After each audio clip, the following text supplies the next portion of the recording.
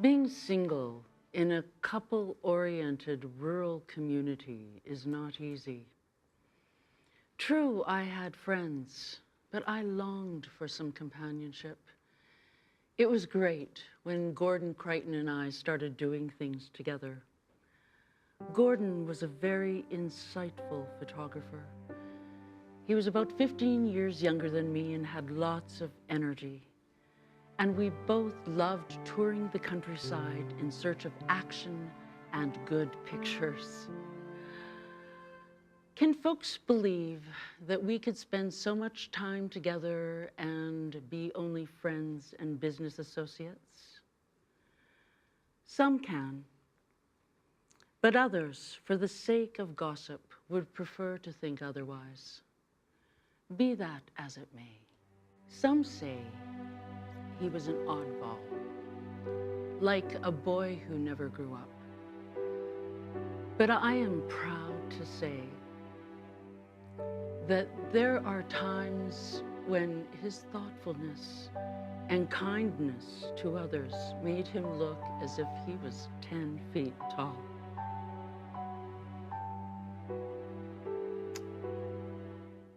He was notorious for his quick wit and his use of mixed metaphors which invited a good laugh. When he talked about his old go-mobile, for example, that rickety old vehicle that he would drive to dizzying speeds on impossible roads, he would say, "You know, Annora, this go-mobile has done more good in the world than a lot of missionaries. It scared the hell out of a lot of individuals." Well, I never was one to sit around twiddling my thumbs waiting for something to happen. And besides, Annora made such a great traveling companion. Why, we chased over the prairies and into the mountains in search of Indians and daisies and anything else that would make a picture. With my camera and her paintbrush, we looked for our own special art in action. Now, my own personal place for action was at the rodeo, or might I better say, in the rodeo. I wanted close-ups of those bucking broncs and the bull riders. Beside the ring wasn't good enough, though. Not having the telescopic lenses like they have today, I would find myself in the middle of the rodeo ring, in the middle of the action. When I would see a steer charging straight toward me, I'd think to myself, how in the Sam hell did I get here? I'd quickly drop to one knee, snap the picture, and head for the rails. Those were good times. I wonder if Annora would like to go to Brockett tomorrow. You know, they're having a rodeo and a powwow.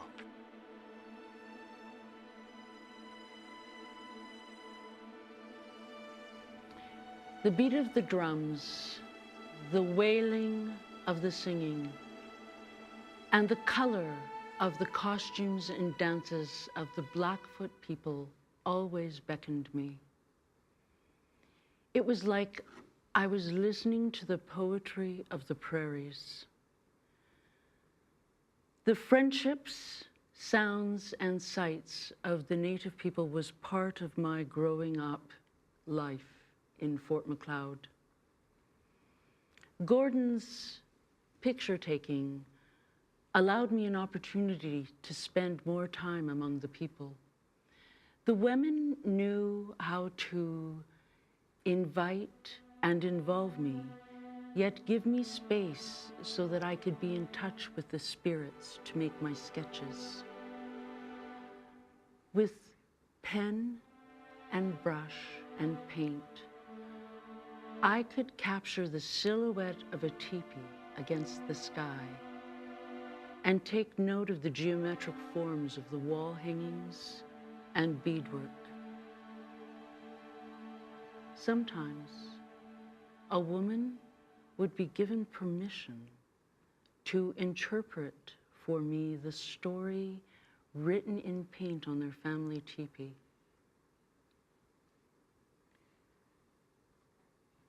One of my prized paintings is of a man on a horse pulling a travois. On that travois is an old man being pulled past a cluster of teepees. How much culture and ceremony can be embodied in one composition? I wish Annora would hurry up. I hate to interrupt her work, but we've got to get on the move. I have a wedding to shoot back in Pincher Creek. Oh, we need to hurry. I'll promise her we'll be back here again for many visits.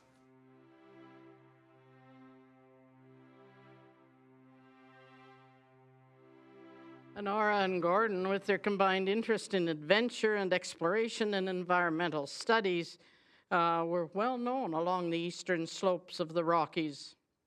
Both were artists who weren't afraid of hard work, and they did what they could to develop whatever work opportunities they found. For example, there were jaunts into the Porcupine Hills. Gordon was always ready to capture on film that breathtaking scenery that stretched west to the Livingston Range and then south to the Rockies and Waterton Park. And Annora was always looking for another bit of plant life. On one particular occasion, Gordon was invited to visit Gray Campbell at his ranch high up in the Porcupine Hills. Gray had been asked to write a magazine article about the region, and he wondered if Crichton could come out and take some accompanying photos that he could send to the magazine. And before that visit was over, Annora and Gordon and Gray and Eleanor bonded, and they formed a friendship that lasted for the rest of their lives. Possibly it was that visit that also affirmed Annora's resolve to publish a manuscript that she had been working on for years. Gray Campbell had just finished publishing his book, They Found Peace. But now, after all that work and editing and stuff, his spirit of writing was wrung dry. And he and Annora sat and spent the whole afternoon deep in conversation about books and about writing and about publishing. And he spoke about his writer's block. And then they started to become enthusiastic about the powerful landscape that grabbed hold of them there.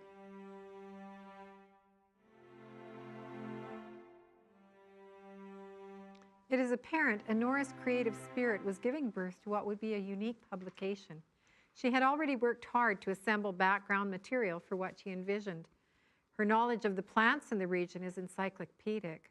The legends and stories she knew gave each plant a historical and cultural context. Annora was touched, too, by the great sacrifices the early botanists made to collect specimens and gather whatever details they could as they traveled through the area with their various expeditions. For the first time, she made me think about the work of those men of science who traveled with Lewis and Clark and Palliser and Sanford Fleming in the 19th century. I was never interested in writing another botanist's guide to the flowers. In my book, I want to teach people how to gossip with the flowers. Each flower has secrets that can be learned by a careful observer. According to legend, this is Nappy's territory. We sometimes call it Old Man's territory. Nappy was sometimes a trickster, sometimes a benevolent spirit, whom the Blackfoot people respected and loved. All this land is Nappy territory that feeds into the Old Man River. From the time of the moon of the heavy snows until the time of the moon when the leaves turn yellow, the richness of this vegetation is amazing. Some of the plants belong in Old Man's vegetable garden, some in Old Man's medicine bag.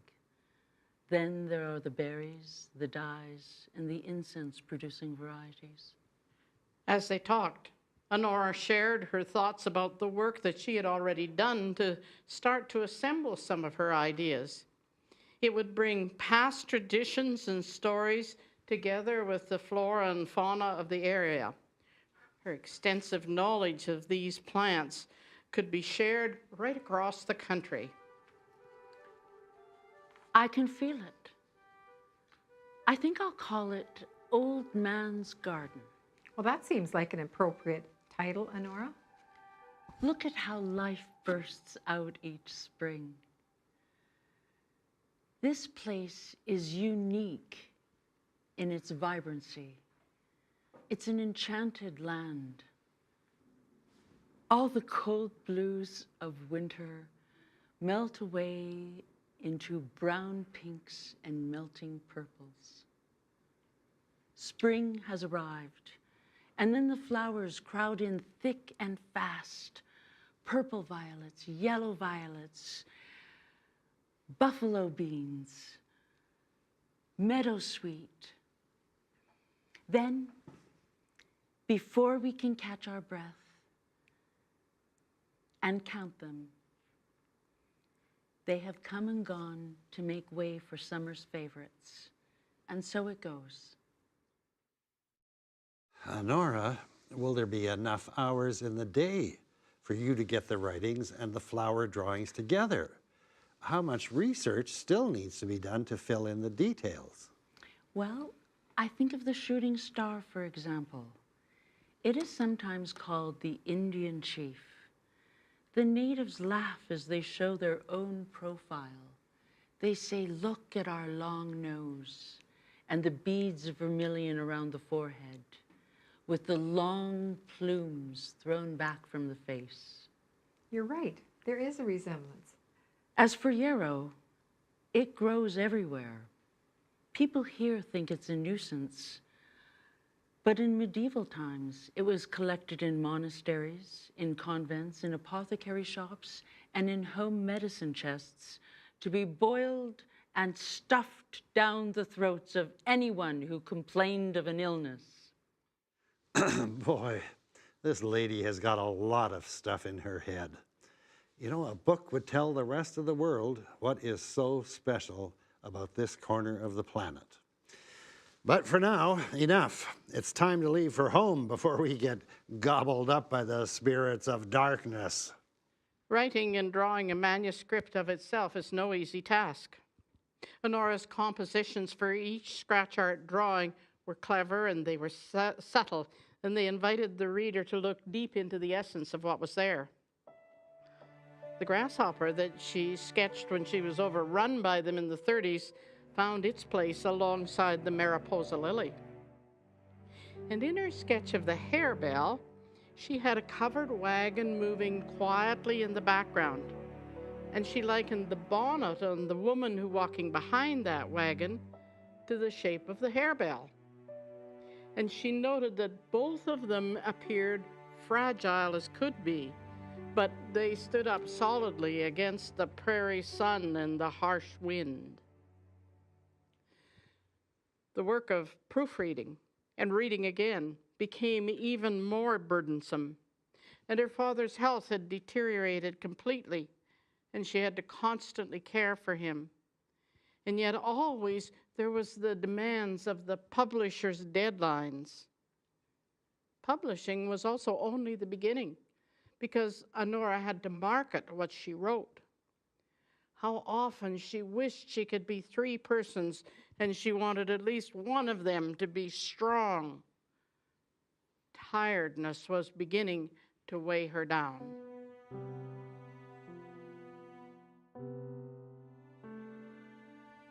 Gordon, you simply have to stop working day and night. We have this cabin so that we can get away. But Nora, doesn't something become more precious when we've done the work ourselves? You know, I think I could have another vocation as a carpenter. when one has to travel to the outhouse in the middle of the night and hide their precious things from the pack rats, I don't think we'll be overwhelmed with visitors. I'll put a handrail on those steps first thing in the morning. Never mind that right now. Let's take a walk along the lake. The shorebirds should be getting their evening pickings. Look how calm the lake is. We should almost see a double sunset. Oh, Annora, how I wish we could just throw our booking calendars away and never worry about that drat income. However, reality dictates that we'll have to leave here by noon tomorrow. I just hope the old car hangs together. Well, I do have note cards and books to send to Waterton and some mail to go through. It's time to send more paintings to Calgary. Oh, can we take that lichen-covered rock into the cabin? It will make a perfect backdrop for my wild strawberry composition. The cabin at Moyer Lake had one add-on after another. More and more guests were welcomed there. And in spite of the condition of the roads and the car, the weekend trips back and forth between South Alberta and southern British Columbia became regular events. And then one day, while they were there, a request came from the Glenbow Museum. Calgary art community had now begun to recognize what a unique gift Annora had for making a painted record of vegetation in South Alberta. And so the Glenbow asked if she would consider doing 200 paintings of rare wild flowers that are particular to southwestern Alberta. On the one hand, it did promise some kind of an income, but 200 paintings? Well, to my mind, it means an unbelievable amount of work. To do it or not to do it, that is the question. I don't know how or where to even begin. Well, say, I've got an idea. Will your flowers from Old Man's Garden do? That was scratch art. This has to be watercolor or oil. Maybe I could use watercolor and cassine. It would dry quicker and would look good on high quality paper. Notice too how they've requested the more rare varieties. Where do I find them? When will they be in the right stages of bloom? It's a huge area to cover. I'll have to depend on the camera in June, July, and August to take pictures, and then I can use my sketch pads and field notes to work on them throughout the rest of the year. Well, it's hard to conceive of 200 canvases, but we'd best get started. I'll get my walking shoes resoled tomorrow morning. There's a lot of work to be done. who could really imagine the immensity of that task? Annora scanned all of her field notes. She started selecting flowers. She thought about their locations and the kind of compositions that would place each flower in its own setting. And whether she was at home in Fort Macleod or at the cabin at Moyer Lake, her mind never stopped choosing color and design. The only time that she laid her brushes down was when she had company. Much of that company was of the old friends stopping by to chat. But there were also other kind of company. Thank you. I'd like to thank you for it. If you can go over that, I appreciate it. Probably will. I'm having difficulty here trying to get into my manager's heads what the requirements are of the job. Well, Actually, more I... than that. Let's see, 12 and 7, 19 dollars.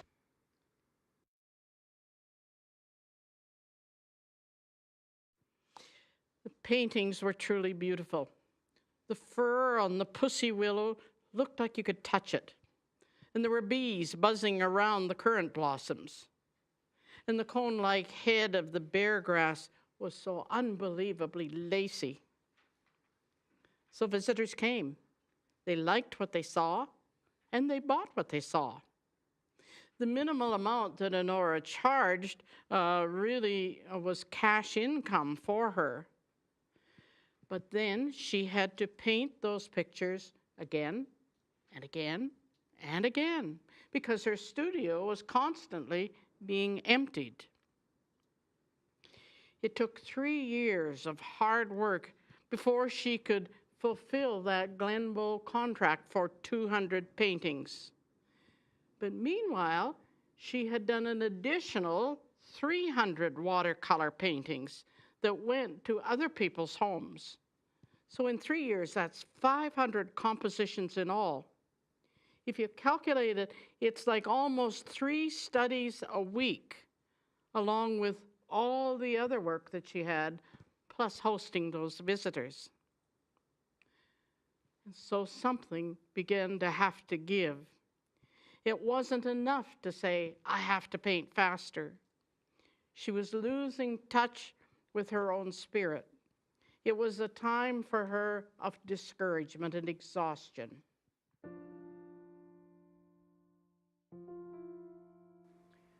I resigned myself to the fact that my best pictures would be painted not with pen and brush, but with thoughts on the backdrop of my mind. Art must be a striving for something beyond the physical. More than 50 years of my life have passed. In those 50 years, the people around me have changed. Now, they say, paint me pictures of wheat fields, mountains, prairie without mountains, cactus, buffalo beans, meadowlarks, gophers. I painted, painted, painted until I could paint no more. In due time, Annora sold the cottage and her home in Fort Macleod. The West Coast had called her to a softer, gentler climate. So we took our cameras and pens and paints and portfolios and all our special memories and reclaimed what was left of our curiosity and creativity. But these are stories that can be told at another time.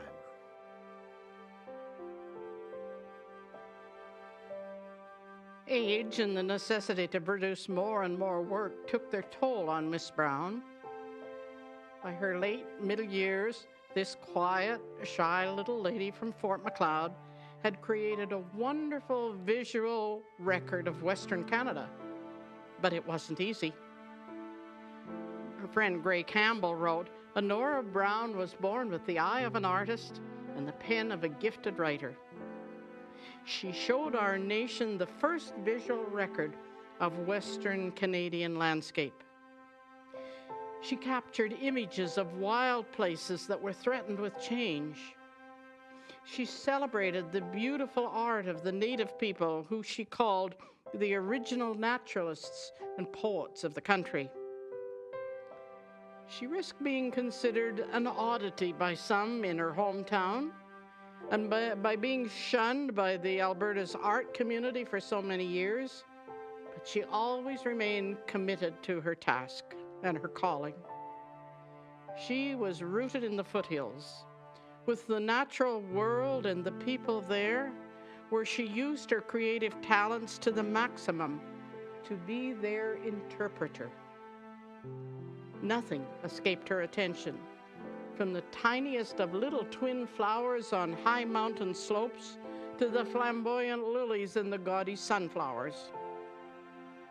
She sought to see beyond what she was seeing, to look deep within and listen to the stories that those flowers whispered to her, and then to share that intimacy through her art. But finally, overrun by fatigue, she wrote, I painted and painted until I could paint no more. If only I were 3 people, large and strong, so that I could devote my time and energy to each subject before me. And so in 1965, she retired from Fort Macleod and moved to Vancouver Island. She was too exhausted at that point to worry about whether or not the Glenbow would really be able to display and promote the work that she turned over to them. The Glenbow Museum, the University of Alberta, the University of Lethbridge, the Alberta Foundation of the Arts, the Calgary Civic Art Collection, and the National Gallery of Canada have all collected and displayed her art and her work. But 260 of those paintings were kept in storage in the Glenbow archives in their collection for years, just kept there. And now recently they have been photographed and digitized, and now they are being made available to the public to see them and to buy prints of them. And so now it's up to all of us to help bring her work back to life so that we can advocate on her behalf. We can do that by collecting and sharing memorabilia about her life and work.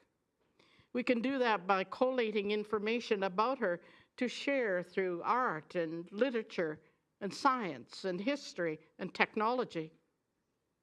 We can do that by sharing with the Aboriginal students in their Blackfoot classes. We can do that by getting her story studied in schools and universities, at seniors' residences and local libraries, and in all sorts of public spaces. There is a healing power that comes with studying this kind of creativity, with being touched by the respect and the reverence and the wonder and the gratitude that she shows us. This is Annora Brown's gift to us. After her work was turned over to the Glenbow Museum back in 1970, they put it on display, the paintings, for one big exhibit. And one art critic that saw that wrote a tribute to Annora Brown that I think is a great epilogue. He wrote this: Annora Brown is the hand of the flower sower and the eye of time. When the lily blooms no more, should man yet be alive, she will review for him the glory that was and remind him of the glory to be.